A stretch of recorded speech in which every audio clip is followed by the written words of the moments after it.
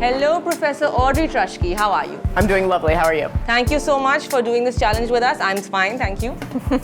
This is the current food challenge for Dr. Audrey Truschke. She is a historian on the Mughals and a bunch of other stuff as well.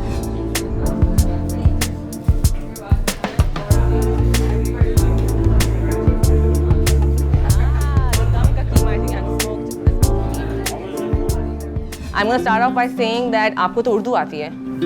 मुझे थोड़ी उर्दू आती है, लेकिन खराब उर्दू. खराब तो नहीं लग रही मैं, लेकिन आपसे एक दो सवाल अगर शायद उर्दू में पूछूं, वरना तो हम अंग्रेजी में इंग्लिश में बात कर लेते हैं. क्या ठीक है. How often do you come to Lahore? This is my third time visiting Lahore. Wow. What is the best thing about Pakistan? The hospitality, hands down. Do you want to have a samosa?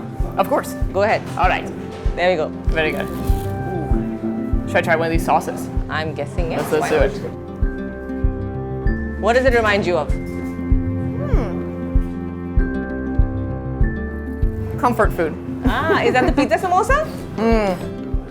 I think it's the pizza. Interesting. Yeah. All right, before we head to the next samosa, your favorite place to eat in Pakistan? Oh. Well, I think I would have to name the place I'm at, right? Oh, fantastic. Or samosas. Aurangzeb is thought to be cold and a harsh ruler. What is the one thing everyone can learn from him? What is the one thing you can learn from Aurangzeb Alamgir? I think how he shaped India going forward, and by extension Pakistan, right? The history of India and Pakistan is the same until 1947. And he was a critical figure. And so that's what I try to do as a historian. Not sort of, not judge him, not say he was good, not say he was bad, but simply try to understand his sort of critical influence, right? So India and Pakistan today, as it exists, you could not imagine without the influence of Aurangzeb Alamgir. You can have your next samosa. All right. In this challenge. Very good, very good. What does that remind you of? Now that reminds me of Pakistan, meat. The dum ka keema, I think, and the smoked meat. Interesting. All right. Okay. What's also interesting is that you eat your samosas from the bottom and not from the top. Oh. Is that something that you prefer to do? Everybody has their own preference. That is honestly, I've never thought about it. That is interesting. Okay. There's this concept that there's a Team Akbar and a Team Aurangzeb. Which team are you on? I think I'm on Team History. Team History. What 3 things do Pakistani students need to do to get to a good university abroad? You're a professor at Rutgers University. So if they could know, what should they do if they want to get in? What should they do? Excel academically. Learn to think creatively. Right, it's not enough to simply have book learning and be able to repeat, what you've read. That's all good and well, but you need to be able to formulate your own ideas. And then, of course, for studying abroad, English. Fantastic. There's a bunch of other stuff that's come. What would you like to try next? Oh, I think this lovely drink. I think it's a rose something. That reminds me of summer. Summer. Yeah, it's almost summer here as well. Okay, is there a Mughal secret of Lahore that people don't know much about? A Mughal secret of Lahore, I'm sure there are so many. Nur Jahan was basically imprisoned here after Shah Jahan came to power. I don't know if that many people are aware of that, right? So Nur Jahan had a sort of failed bid to get a different prince on the throne. When that didn't work, when Khurram takes the throne, becomes Shah Jahan, she's basically exiled to Lahore and remains here for quite some time. Wow, that's super interesting. Would you like to try something else? Absolutely. Okay, I should eat from the top. Is that? Yeah, no, I mean, everybody has a preference.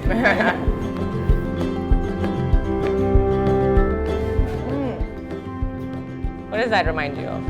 Sort of mixed in vegetables. Yeah, that reminds me of my parents making me eat vegetables. Interesting. Do you think that is there a Mughal secret of Pakistan that's not within Punjab, maybe, or within Lahore? A Mughal secret of Pakistan? Well, no, I would say, because there was no Pakistan in the Mughal Empire. That's an interesting answer also. And I'm sure you get asked this a lot. Pakistan or India? Either both or neither. And why not Bangladesh? Why do they always get left out? It's an interesting, they do. It's like the rivalry just seems to exist between these two, but that's a good rebuttal. One Mughal monument everyone must see in their lifetime.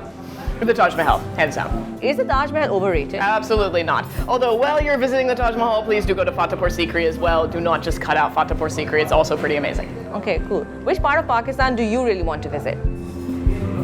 I would love to go back up to the northern areas, and I had the opportunity to do that years ago in 2007, and I would love to have the time to go back up and see some of the mountains and that sort of thing. Would you like to try something else? Yeah, so let's go for it. My goodness.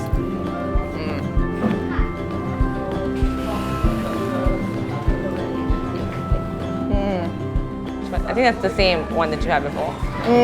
Sort of spicy chicken. Oh, Yeah. It's lovely.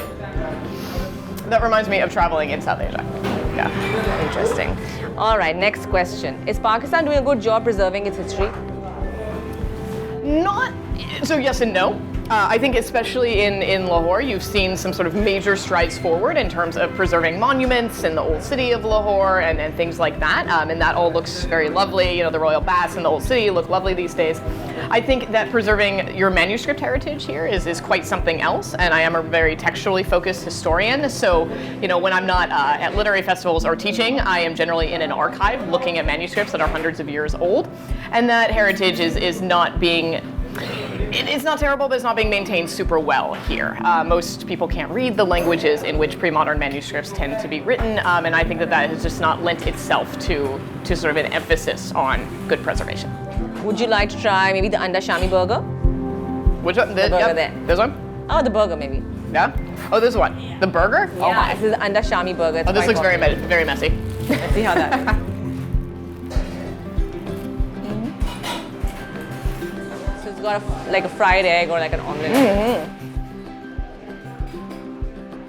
What does that represent? Very good. It reminds me of Dinners Out. I don't know why. Interesting. Do you think that the stereotypes of foreigners is true, that they're into India because of yoga, mystery, and like, you know, Indian things? So I think that there is some degree of truth in that. When I tell people that I am a historian of India, one of the most common reactions I get is, "Oh, do you do yoga?"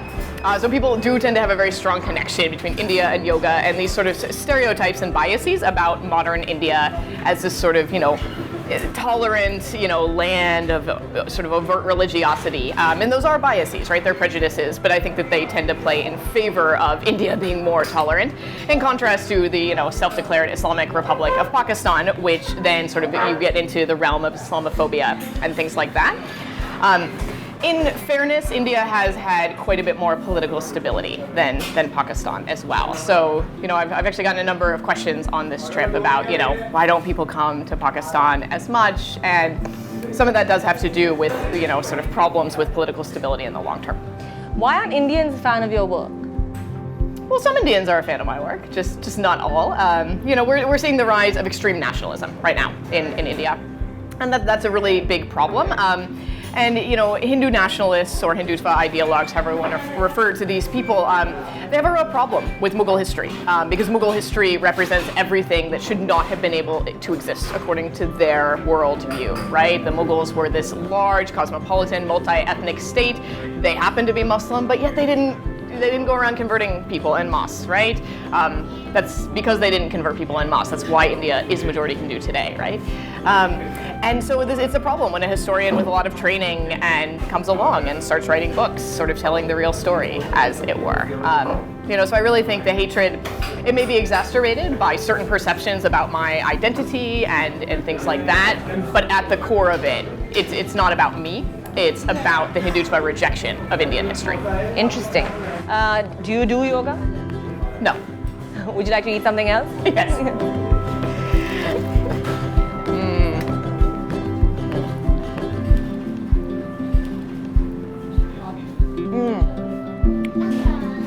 It's the meat again. I think these are the same. Yes, it's a mix in. Maybe we can try like, maybe like you could try a pani puri and see if you like that.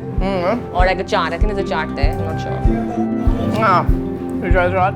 Let's try that.